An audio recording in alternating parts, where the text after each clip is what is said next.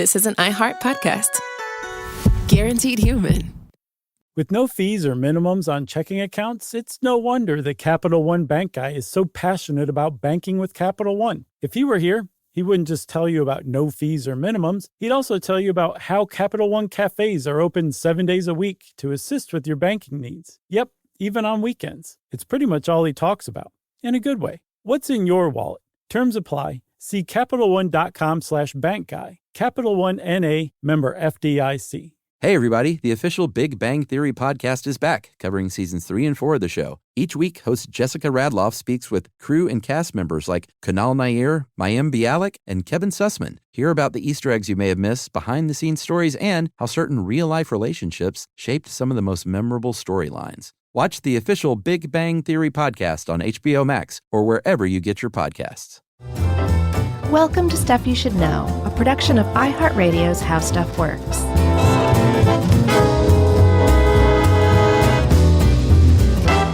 Hey, and welcome to the podcast. I'm Josh Clark, and there's Charles W. Chuck Bryan over there, and there's Jerry over there. And she has a donut beneath her skin on her forehead, which makes this Stuff You Should Know the Transdermal Implant Edition. Although technically that'd be subdermal implant. Right. You know, Good point. There's a difference. I'm kind of excited about this one. Are you? Mm-hmm. I'm excited, too, because as we record live today, this is the last full-length sesh of the year. Right. We're doing some shorties tomorrow. Yes. And then I'm doing movie crushes tomorrow, and that's it, man. We're done for, like, if you look at calendar days, almost 3 full weeks. You got a big day tomorrow, don't you? Yeah, I'm recording a lot of shows. That's a lot of episodes tomorrow, 4, buddy. 5, 6, 7 episodes tomorrow. So are you sad we're not going to be recording for a little while, or are you like, yeah? No, I'm super glad. That's fine. I'm not taking it personally because I feel the same way. No, I'm not saying I hate all of you people, but it's going to be these nice. breaks are really good. Yeah.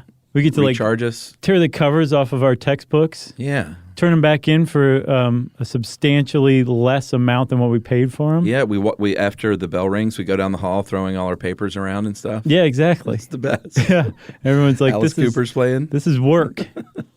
Yeah. No, it's going to be a great break. And means good quality family holiday time.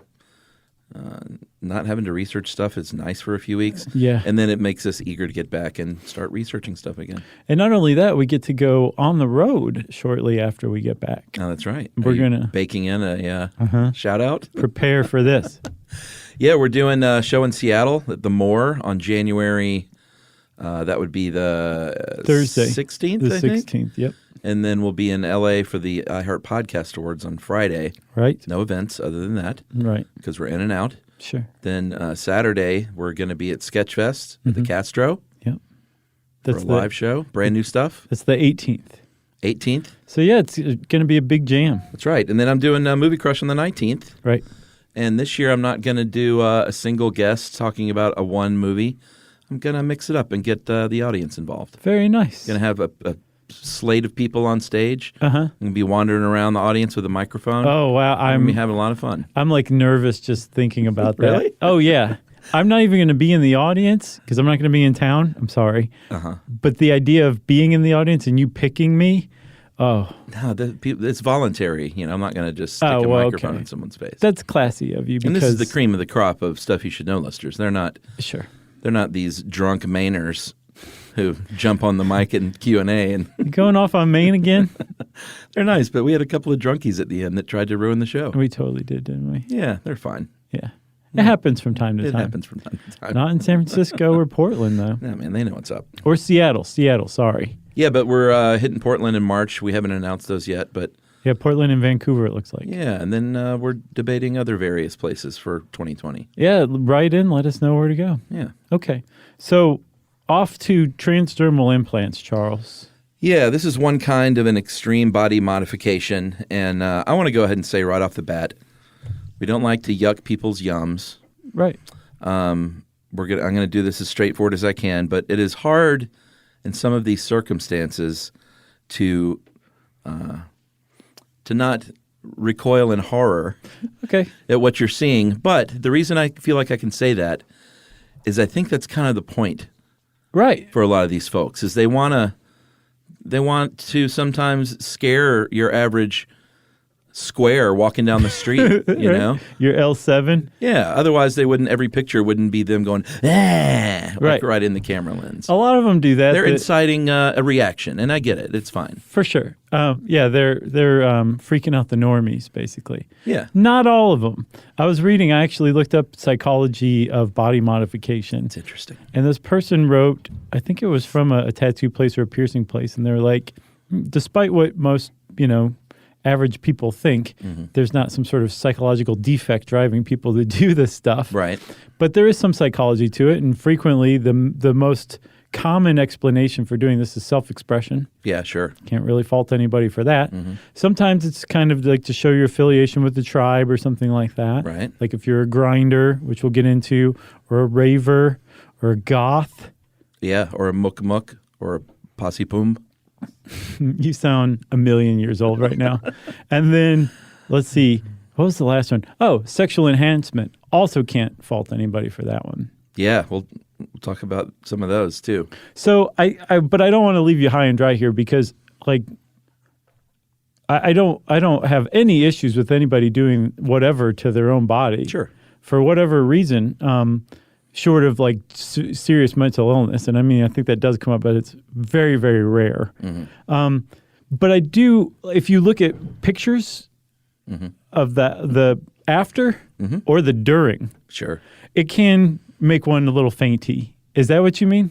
Yeah, and I mean, we're curious people. Like if I ever sat down across from someone with a split tongue and elf ears and things like that, I'd say, hey, what's going on with that? Let's talk about this. You'd say, how about them Cubbies? Yeah, sure. Big baseball fans. Right. No, I'd want to pick their brain a little bit. And the likely response, like you said, would be, it's just self-expression, man. This is just how I feel. I want to project myself. Sure. He's like, you want to project as a tubby old bearded guy.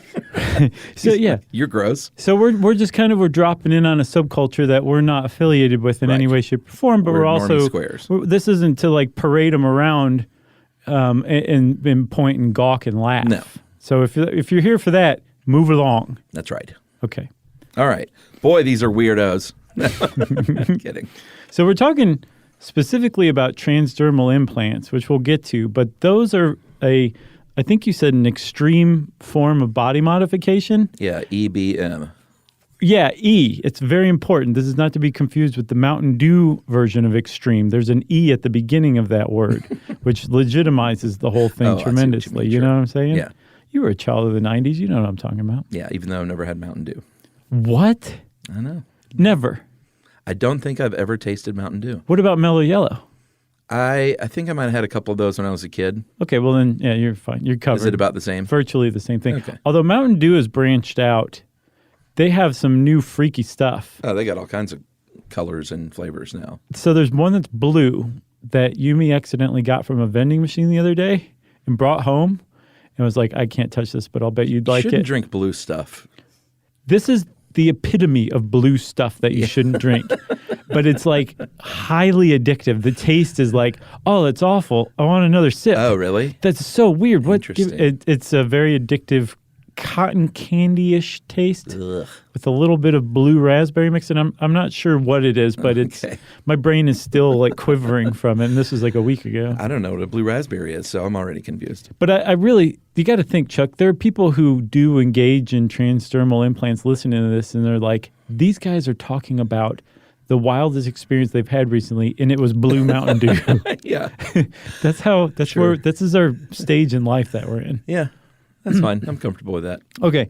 So it's an extreme form of body modification, which is a larger umbrella that covers a lot of different stuff and some stuff that's been around a really long time, like tattooing, sure, piercing, gauging. Yeah. So, with gauging, like there's like a hole in your ear and you can make it pretty, pretty big. That's actually, a traditional custom that dates back a very long time. And our pal Utsi apparently had 0 gauge ears. Oh, really? Yeah.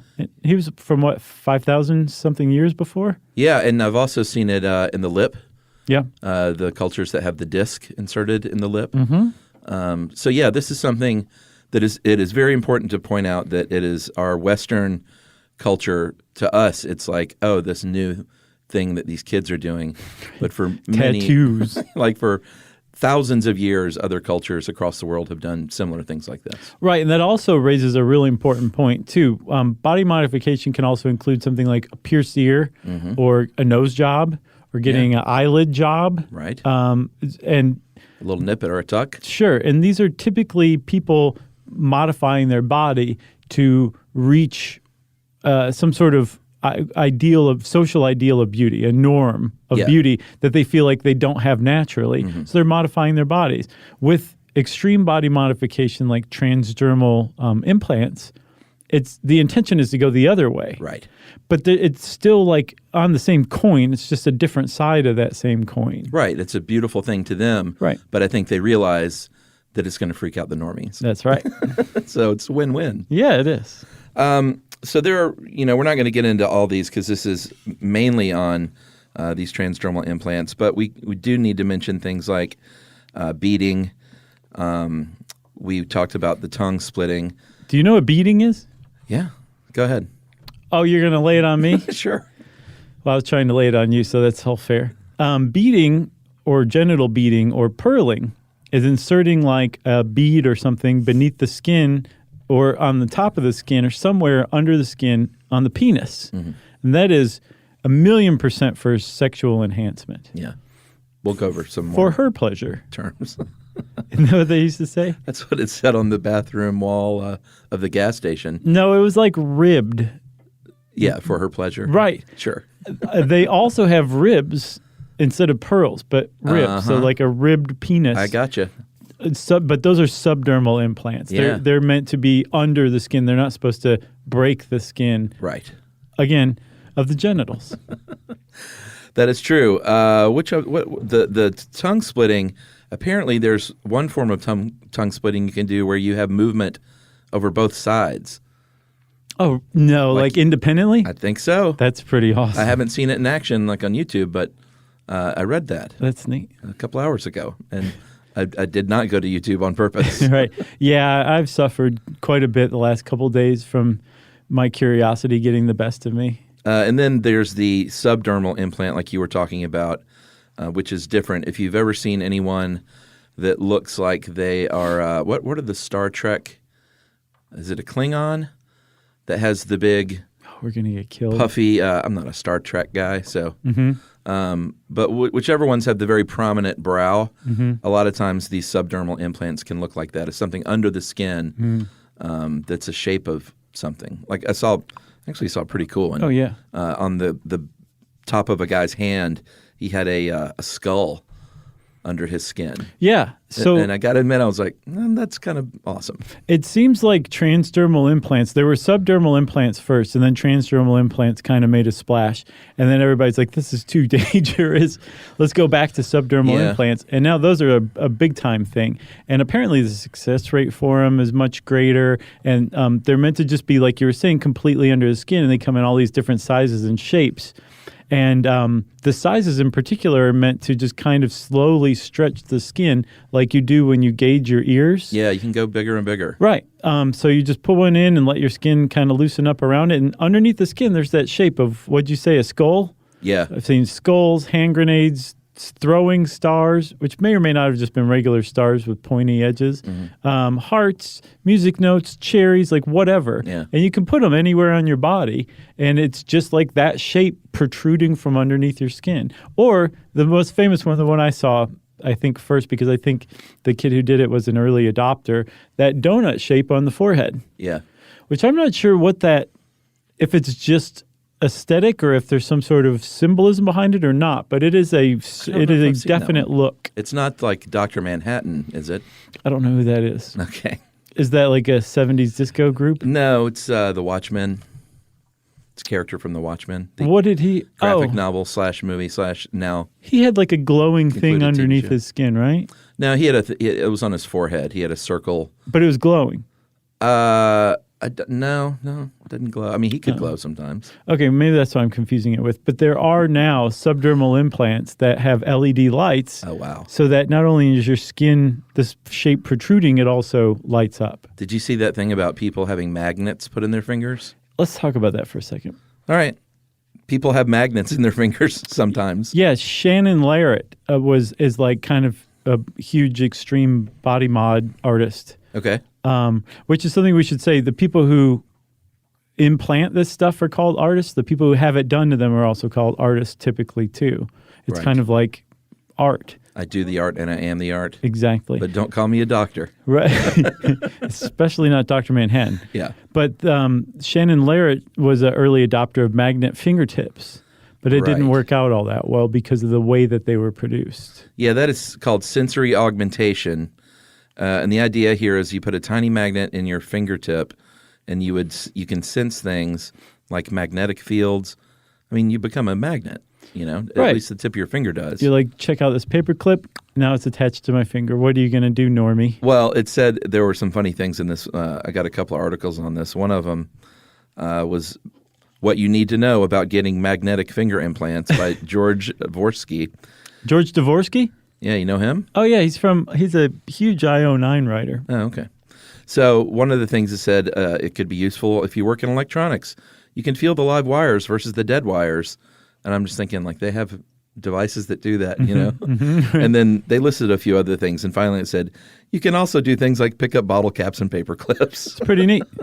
But it's an early example, or I should say primitive example of biohacking. Yeah. Which is like trying to do things. It's kind of like a part of the transhumanism umbrella, where it's like Stellark with the ear. I knew that was coming. Okay, of course. He's Can't like talk our go-to poster child for transhumanism. That's right. So this is actually following through on biohacking with your own body. Right. And there's actually a name for that community, that very specific set of people who are actually doing this stuff, and they're called grinders. Yeah, and that's like a magnet or an RFID chip or something like that. Where you can, like, if you really know you're going to be working at the same office for a while, you might have your RFID card implanted into the top of your hand. Never lose it. And then you just swipe your hand and freak out your normie coworkers. Yeah, this one guy from Wired, and he wasn't even listed as the author, maybe because he just wanted to remain anonymous, or she. And this person got the magnet done as an experiment for the article. What? And it said 4 months after the thing, basically, eventually he tried to get it taken out by his family doctor. He said, my family doctor tried to remove it and failed. The implant shattered into pieces and it no longer worked as a magnet. He said, but 4 months later, I lost all the effect. The spot darkened and the magnetism returned because the magnet, being a magnet, had reassembled itself in my finger. Wow. That's awesome. Isn't that amazing? And it reassembled itself into a skull and crossbones. I don't know. He said it wasn't as sensitive, but he could pick up bottle caps again. That's pretty good, sure. Which is ultimately the point, Yeah, it's all very interesting. Yeah. And I know we're laughing a lot and stuff, but it is unusual. So forgive us if you're out there and you have a magnet in your finger and you're offended by us. Yeah, go laughing. listen to some other episodes of Stuff You Should Know, and you'll catch our vibe. Yeah. You'll know we're not laughing at you. All right, should we take a break? Sure. All right, let's do that. Let's get some magnets implanted in our pinkies, and we'll be right back. Learning things with Chuck and Chuck. Learning all the things. Stuff you should know.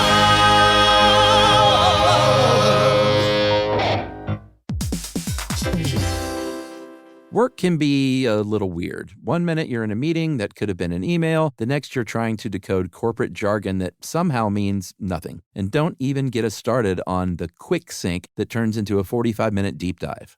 Yeah, well, the truth is figuring out your career isn't always straightforward. Whether you're trying to grow, pivot, or just stay relevant, it can feel like you're navigating it all on your own. Well, that's where LinkedIn comes in. That's right. LinkedIn can help you grow your career, helping you confidently navigate your path with insights, ideas, and inspiration from your professional community. You can stay up to date with the latest trends in your field, connect with people who get it, and discover opportunities tailored to your goals, your experience, and what actually matters to you. Whether you're looking for something new or just trying to grow where you are, LinkedIn gives you the tools and connections to move forward with confidence. Because LinkedIn is the network that works for you. Visit linkedin.com/knowstuff to learn more.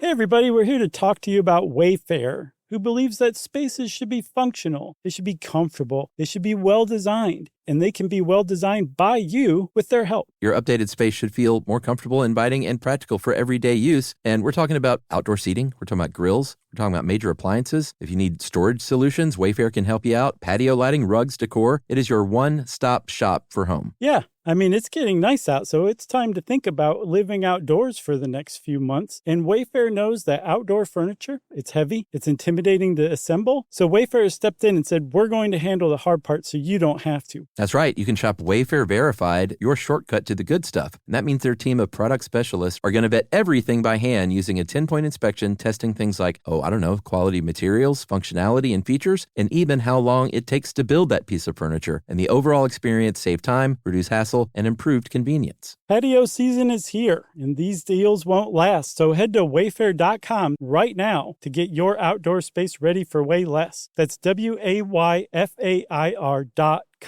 Wayfair, every style, every home.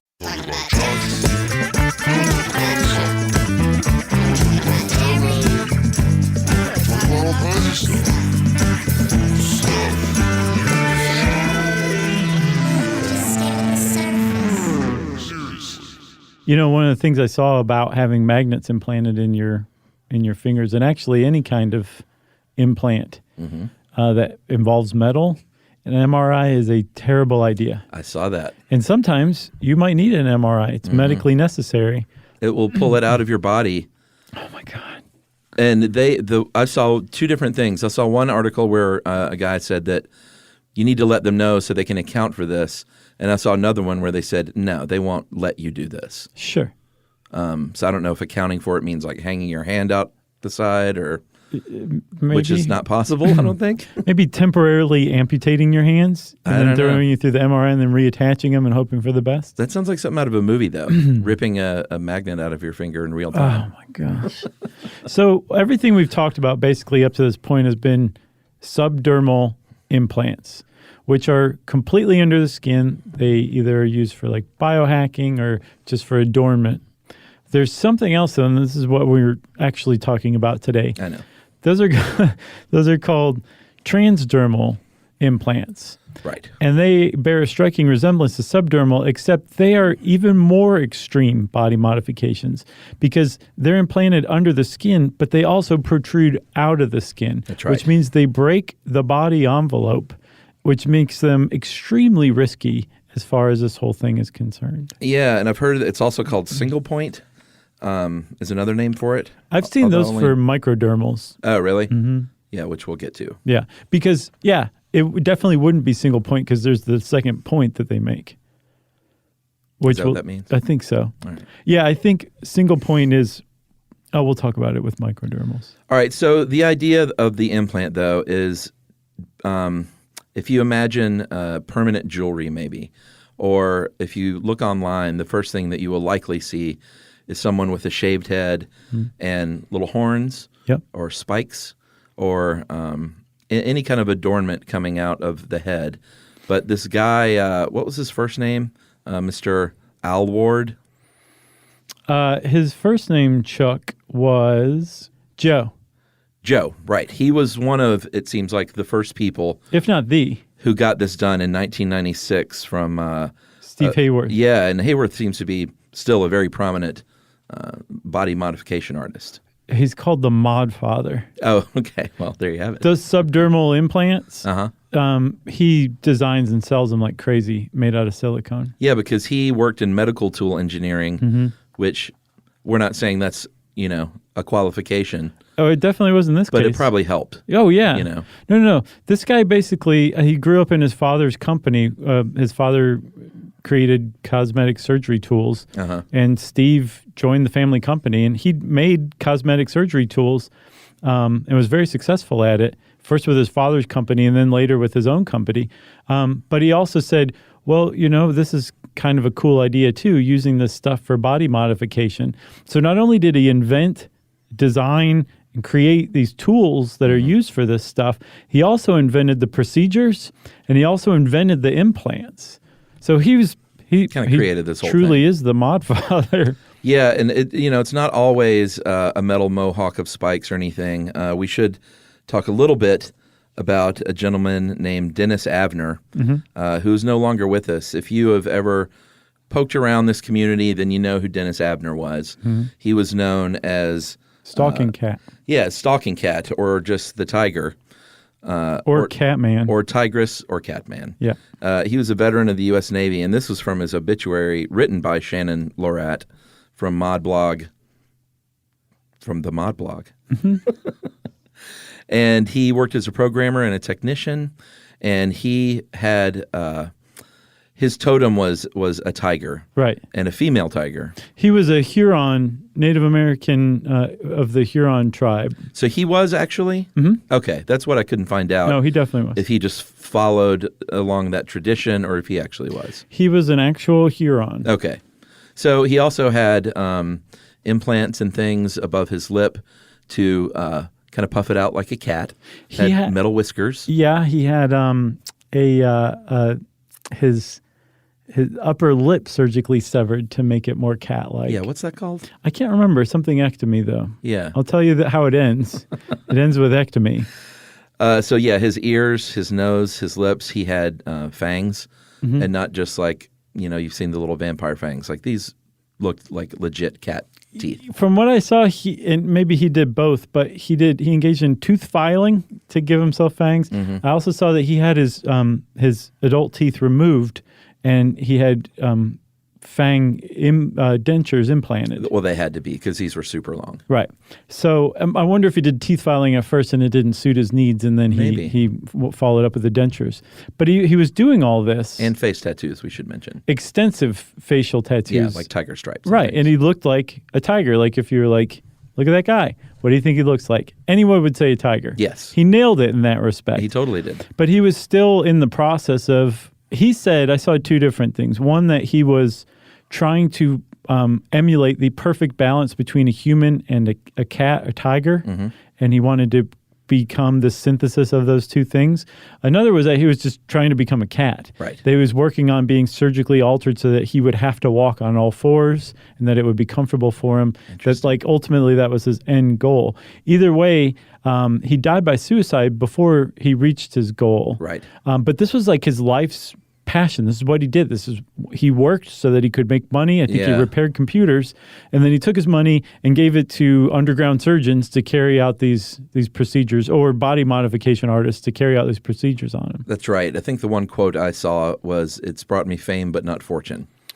Right. And he liked the fame. If you look at the pictures of him, he's hamming it up at the Ripley's Believe It or Not opening and things like that. Like he really enjoyed being in this spotlight like this. Yeah, it looked like he stepped off the Broadway stage from Cats. Sure. Except it was real. I'll bet he had lifetime free admission to Cats and was like, I can't believe it actually closed.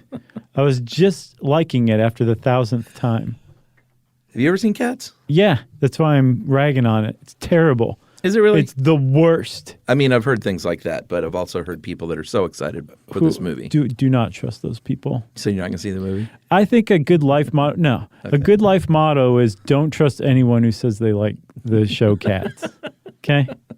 But anyway, one of the things we'll hear from a former cast member. One of the things about Rum Tum Tugger and the traveling cast. Was that one of the names? Yeah, I think that's the only one I can remember.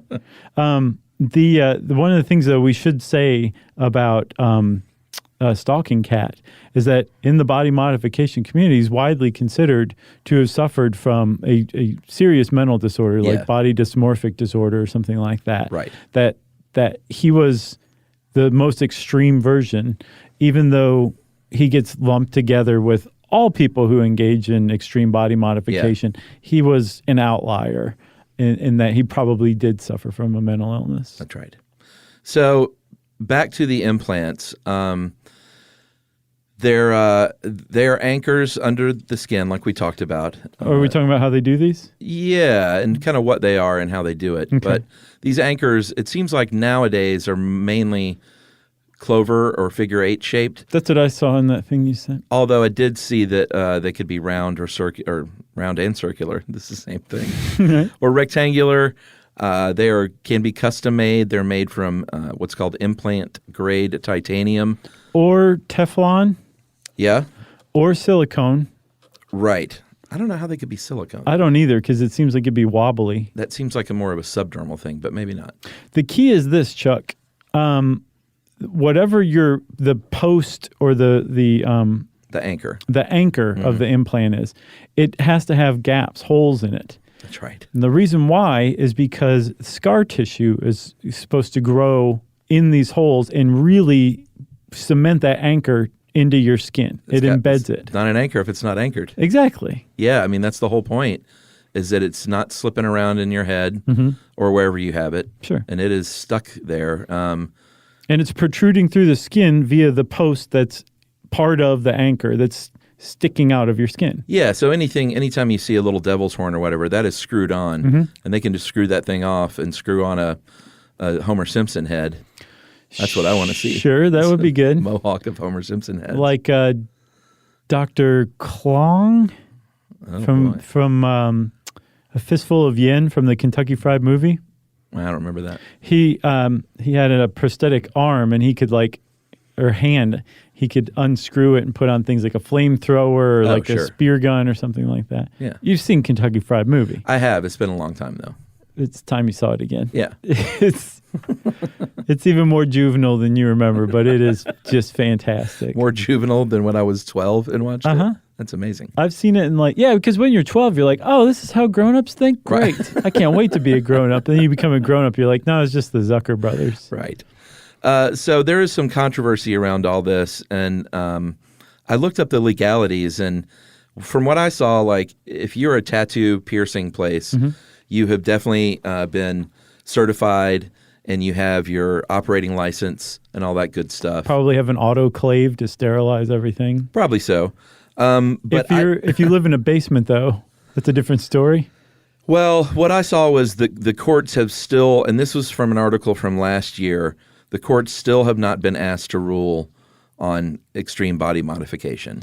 Because the question is does this qualify as surgery, or is it piercing? Is it the same thing as piercing? There are scalpels, there are sutures. Yeah, from what I've seen, everybody in the body modification community is like, no, that's surgery. Right. It's pure and simple. It's a type of cosmetic surgery. The reason why it seems questionable is because every other cosmetic surgery you've heard of is toward this norm of a norm. Yeah, Western norm. Right.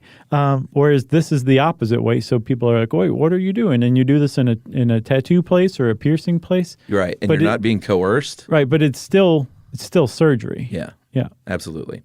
So should we go through the process a little bit? I woke up excited about this part today. I can't wait. We'll kick it off then. Oh, okay. Hi, I'm Chuck. I would like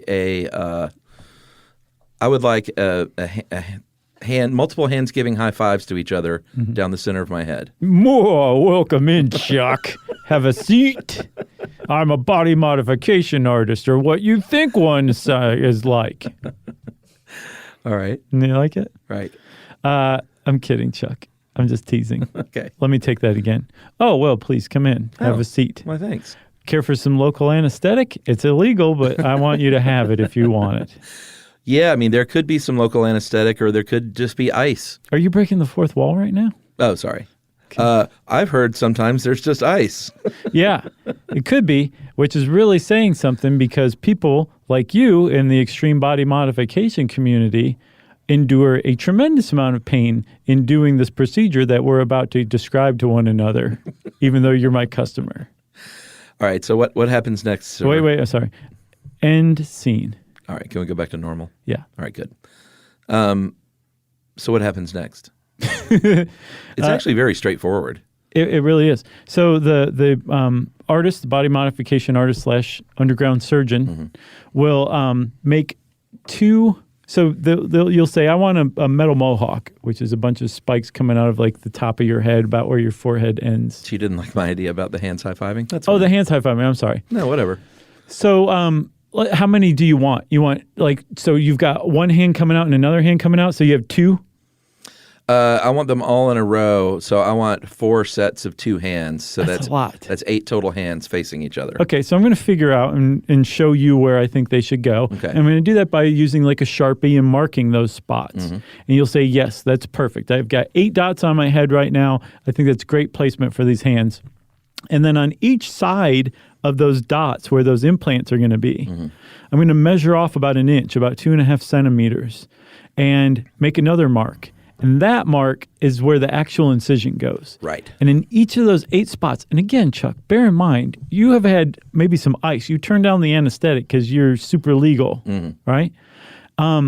You're going to feel a scalpel make a slit in your head 8 different times about an inch away from where those implants are. Right. That's step one. Yeah. That's going to be like a drive around Paradise Island compared to what's coming next as far as pain goes. Yeah, I mean, that sounds bad enough, but then what needs to happen, because remember, your skin likes being very close to your head. Yeah, it's not loosey-goosey. It's not loosey-goosey, but you need to make it a little bit loosey-goosey because you got to slide that anchor over from your incision point to its final destination. Right, which is why you have 2 points marked off. That's right. The place where the implant's coming and the place where the incision is. So how do you separate the skin then? You separate it with a little tool, sort of like a tiny little spatula. Invented by Steve Hayworth? Oh, did he invent this? Yes, he did. I thought it was... This guy is legit, dude. No, I'm not saying he's not, but I thought it was had been long used in plastic surgery. From what I saw, he invented the dermal elevator. Okay, well, it's a dermal elevator.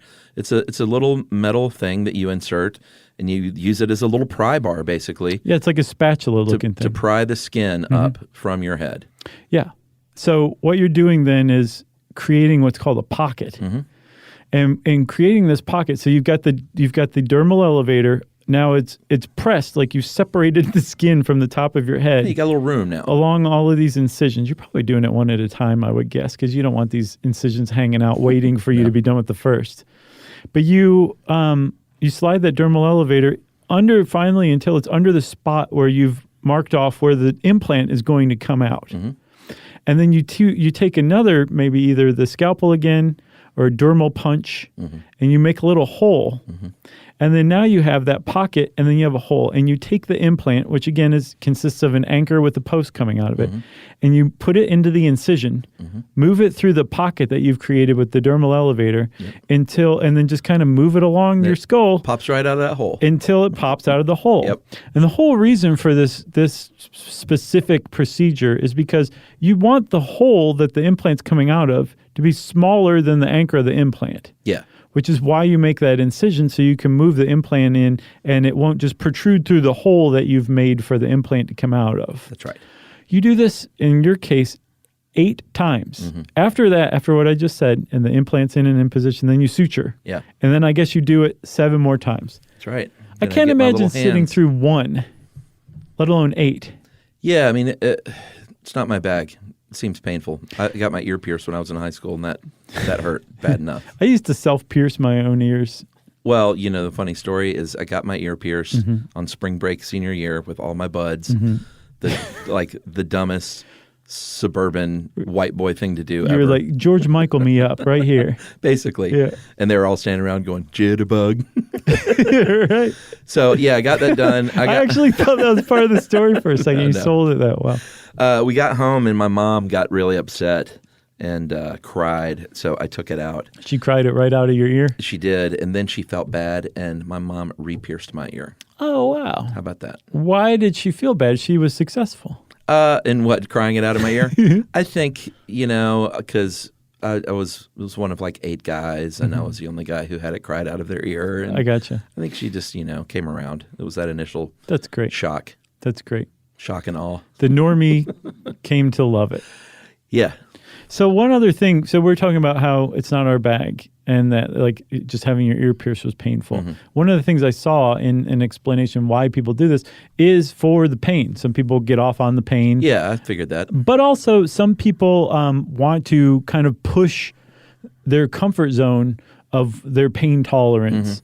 They're not necessarily getting off on it, but they feel like they're increasing their endurance, their grit, whatever you want to call it. They're gaining something. Right. Yeah, possibly a spiritual experience from it, that it's not just like, you know, there are people out there who don't just necessarily think like you and me. It's like, let's avoid pain at all costs. Right. Some people run into that stuff head first, forehead first, and say, cut some holes in this, man. Yeah. So that's cool. Yeah, I mean, that's basically the long and short of how you do that. You've got this post sticking out then, it's sutured up. However, here's what they don't tell you. I'm sure they do tell you this, is the success rate for transdermal implants is super low. It's at like, what, is it 20%? So I've seen, yes, 20% is what I saw too. All right, well, you know what? That's a great place to break because that's the first downside, and we'll talk about more of those when we come back. Learning things with Chuck and Chuck. Learning all the things. Stuff you should know.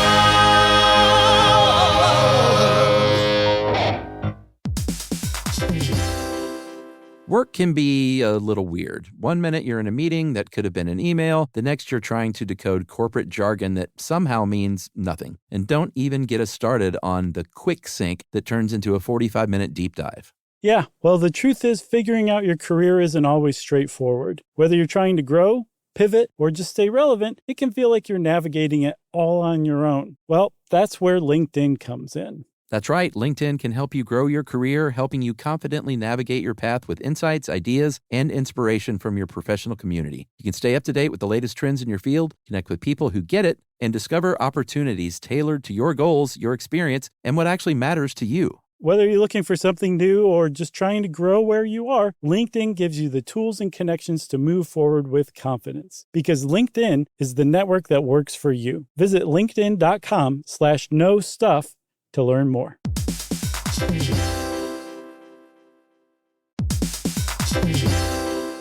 Hey, everybody. I want to talk to you a little bit about Tide Evo because it represents over 10 years of innovation and product development. Tide Evo is a first-of-its-kind technology where tens of thousands of minuscule fibers are spun together to form a 6 times powerful layer packed with scrubbers, brighteners, pre-treaters, and fresheners. And that's going to deliver a breakthrough clean that's so powerful, it feels like magic. Yeah, it is kind of like magic. Tide Evo is revolutionary. A 100% concentrated, waterless laundry tile that's made of compressed microfiber soap layers rather than liquid or powder. And it's not like pods or sheets because it uses 6 layers of detergent fibers to deliver superior cold water cleaning without plastic packaging of any kind. And it provides a mess-free, lightweight solution that dissolves lickety-split. So whenever you run into a laundry challenge, turn to Tide Evo. It's revolutionary. It's magic. Try new Tide Evo. Real laundry magic.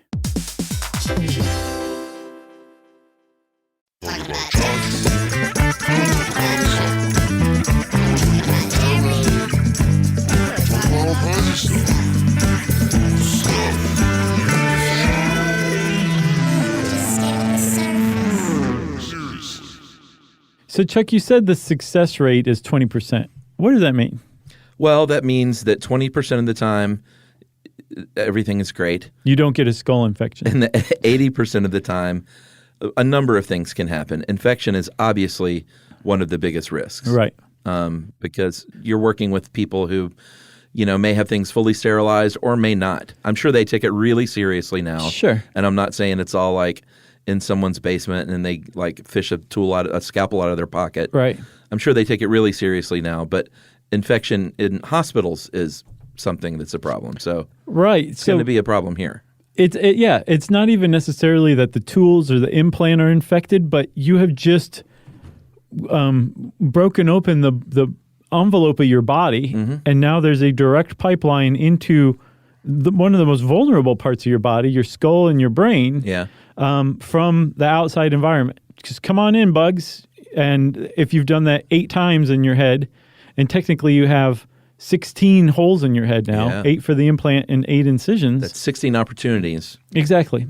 And so even if you keep the thing clean and really keep up with it while it's scarifying and healing, it's still, you have an open area for the outside environment to come into your brain. And that is one of the frequent infections that happens is a skull infection. You might have a skin infection, it might go away, but it might have just migrated to your skull and is eating into your skull, which can become an abscess in your brain, which is a real problem you can imagine.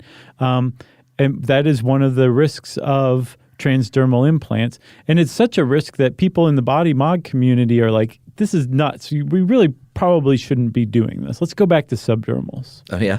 That's what I saw. Is your finger on the pulse? Oh, yeah. I'm super hip. I drink nothing but Mountain Dew Blue all day. I'm trying to picture you now being a cub reporter podcaster who infiltrates the organization. Right. I get talked into doing a donut forehead thing. Yeah, because they don't believe you. So you got to prove it. Right. I'm like, can't I just do some cocaine or something to prove it? You're like, well, when I was younger, I got a BB lodged under my skin in a BB gun fight. How do you remember that? Did that really happen to you? Oh, yeah. Okay. I thought you remembered the story. No, I was taking that from Royal Tenenbaums. Right here. So so there you go. You've had a subdermal. Yep. It was unwilling and involuntary, but it happened. What happened? Did you just pop that thing right back out? I didn't. A custodian at my school did. Oh, man. God bless him. Yeah. That's amazing. Yeah. God bless her. Oh, really? Mm-hmm. Wow. Even Oh, better. man. She was the definition of grizzled. Yeah. She's like, I can help you with that. Whipped out her pocket knife and just went to town. Man, the custodian at my elementary school, these people are like teachers. Like you grow up with them. This is my high school. Yeah, we had the same guy for 7 years, Roger. Yeah. And he was amazing. He was like 6'3". He was tall and lanky, and he had this big, long Cadillac with a front license. It's so 70s. A front license plate that said Maharaja, and airbrushed. Nice. And he was so cool because my dad was principal, so like he hired Roger, Sure. and Alfred, the two guys who like worked there, and they were there the whole time. Like I was buddies with those dudes. How could you not hire Roger Maharaja? when he shows up with that car? They were good guys. That's neat.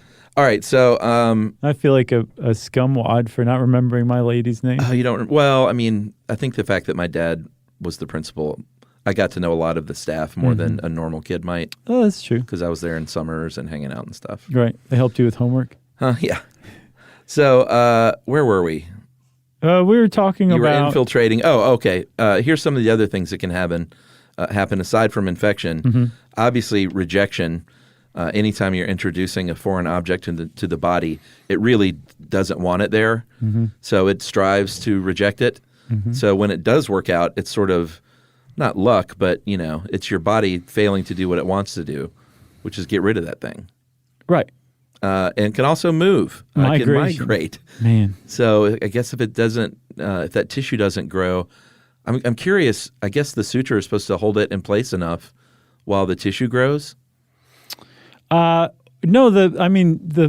I think you're not supposed to touch it for a while while the sure. scar tissue is growing. But I don't know that the suture has anything to do with it. The suture, I thought, was just from the incision site, which is an inch away. Oh, I thought they sutured around. I don't think so. Really? They just punch it through? Yeah. And I think the hole is small enough that it's not really going to move as long as you don't mess with it while it's scarring. So it's like the little snaps on a trucker's cap. Kind of. Interesting. One of the other things that can happen too is if some people don't use dermal elevators, some people use butter knives instead. Ugh. Which is, I saw there was another Wired article from 2006 that I saw. Wired is all over this kind of stuff. Yeah, Steve Hayworth was saying that's like trying to thread a needle with a Cadillac. I guess a Maharaja Cadillac, Yeah. right? And that you just don't want to use a butter knife. And if somebody's using a butter knife for this, just stop. Be like, Walk away. stop. I'm going to go find somebody else. But even if you use a transdermal or a dermal elevator, you can go too deep and pull too much skin away and start to mess with tendons and nerves and all sorts of stuff you don't want to mess with, and that can cause a lot of problems too. I have, as you can see, I sliced my thumb open last week. Oh yeah, And the tip of it is still completely numb. cutting a bagel with a serrated knife. Yeah, and it is completely numb. Yeah, I didn't want to take away from your glory, but I cut a significant portion of my finger off right here. Like, so see all this? Up to the nail, just off. Yeah. And it took a while for the feeling to come back, a very long time. Like Yeah. I was like, I don't think I'm ever going to get feeling back. And I did. It comes back. It just takes a little while for the nerves. But isn't that spectacular that my finger is intact again now? It is. Like we can regrow fingertips. So I guess what I'm trying to say is keep the faith, buddy. Well, I got another story since we're on this. All right. Well, then I'll come up with my own again too. And this was 2.5 months ago. I kicked my bed frame with my shin, and Emily heard the sound, and I hit the deck. And she, I tend to overreact, and she was kind of like, all right. You're like, this is worse than when I got my ear pierced. I told her, I was like, something happened. This was not a normal shin kick. Oh yeah. And there was a lump, and if you touched it, it was clearly some kind of exposed nerve. Mm-hmm. Like pain would shoot all the way through my leg for like 2 months. And now the left top of my calf is still numb 2.5 months later. Wow. And like a large, 7 inches worth of my calf. Is it one of those things where it's probably best that it's numb? Like you'd be in a lot of pain if it weren't? Well, I mean, it's basically healed now, but that lump and the nerve damage was... Now, the lump is just now gone. Oh, that's good. But it was pain like I've literally never felt before. That's crazy. It was awful. Oh, you didn't like it? No, I didn't. So this is not my thing. I understand. I'm not down with this. But the whole thing is leading me to a suggestion that we tackle nerves and nerve damage at some point. Sure. I've been It's wanting really to do one on interesting. pain itself, but it's such a big topic we haven't had time to tackle it. Right. But we will. Okay. Are we done with this? We're probably not done yet. Oh, we were going to talk about microdermals before we leave. Yeah. So those are way safer because the idea is that it can be done with like a piercing gun type machine. Yeah, so it's the device. It's the same thing. It looks like there's a piece of jewelry or some adornment growing out of your skin, but it's much, much smaller than what a transdermal anchor and post can handle. Much smaller. Yeah. And so you basically just kind of make a hole and dig the skin away just a little bit, just to create just enough of a pocket to put basically a mini transdermal post and anchor in there. But it's so small that you can just kind of move the skin over and in a hole and pop it in there, and then the skin closes back over it. Okay. And now you have a little post, and you can screw a little, stud or diamond or whatever. Right. And it just looks like, if you've ever seen somebody with a little stud on their press-on thing. cheek. Yeah. Oh, that. And yeah. it looks like a jewel mole or something like that. That's a microdermal. They actually have a hole in their face, not going all the way through. Right. There's a post kind of in there. Right. They're apparently easier to get out too, which is a big problem with transdermal. Yeah. Is that once they're in and it scars over, you got a real problem if you want them out. They're hard to remove. Yeah. Sometimes surgery is involved. And then I saw, even though they were called permanent, that eventually they all kind of need to come out at some point. Right. I'm not sure if that's what the science is behind that. Mm-hmm. Or When if you it's- get an office job, Is that it? that's usually the science behind that. Yeah. I know the last thing I wanted to do was read over some of these adult piercings. Yes. So How many of these did you look up? most of them. I could not resist anal piercing. Yeah. So two things. Google image beware. Yeah, I think that's fair. That's a good COA. And also, if you're a kid, or if you're a mom or a dad, Prepare to see what a anal piercing looks like. or just, you might not want to hear any of these things. But for Or if you're playing this for your class for some reason. right. Teacher, this might be a good time to stop. So for males, it's lists the following: ampelangs. Do you want to describe any of these, or just That one, how's it spelled? Because I didn't look up all of them. AMPALLANG? That one I didn't see. Is that the glands piercing? I'm not sure. Okay. I only looked up about half of these. There's another one that begins with an A. That's a glands piercing. The apodravias. I think so. Yeah. Where there's a piercing with two studs, a stud on either side. Okay. That goes right through the head of the penis. Okay. Again, for sexual enhancement. All these are for sexual enhancement, right? Well, almost all the time. Sometimes it's for aesthetics, but I gotcha. There's something called a deep PA, something called a dolphin, something called a didos, foreskin piercing, boring. Something called a guichus. Have you seen that? No, I got to see that one. Yeah, you can check that out. I don't know how to describe it without losing our show. So How does it spell?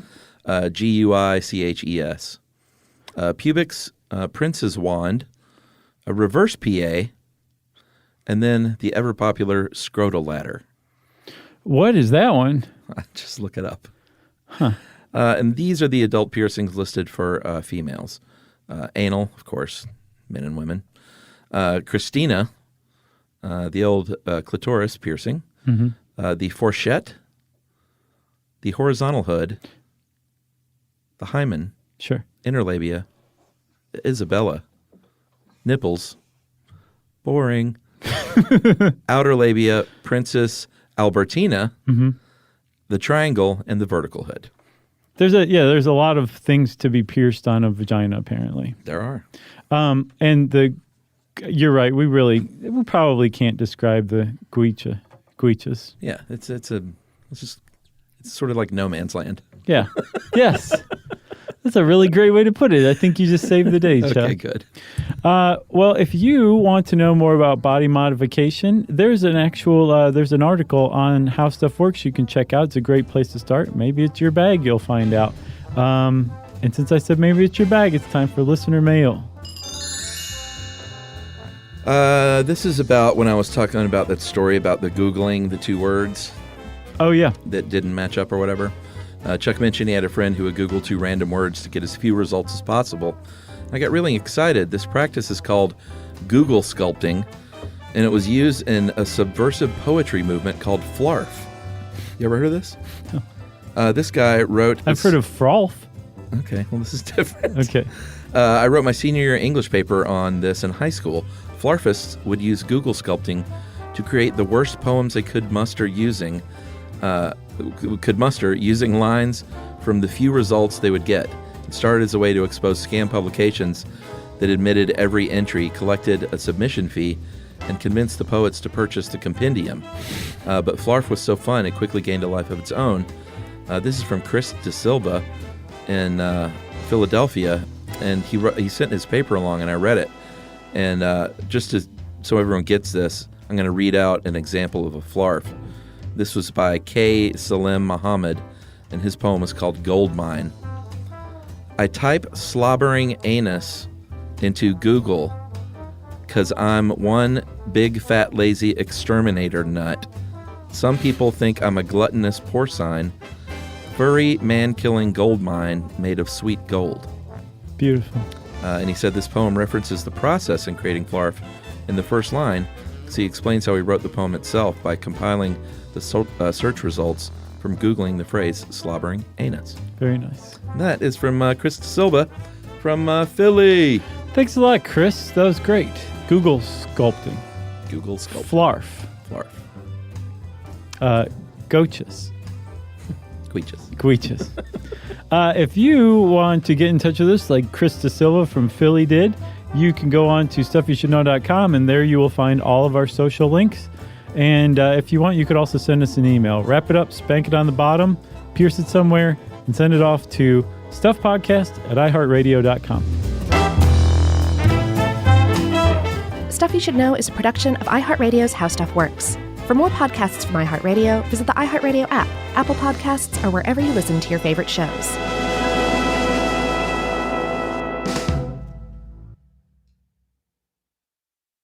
What's up, cousin? I want a new phone. Have you seen any good deals? Everyone has free phones, but when I switched to T-Mobile, I got more value and so much more. Like streaming included. And travel benefits. And the best part? The price of your talk, text, and data is guaranteed for 5 years. Get more benefits and more value. At T-Mobile, families save and get a 5-year price guarantee. Switch now at T-Mobile.com.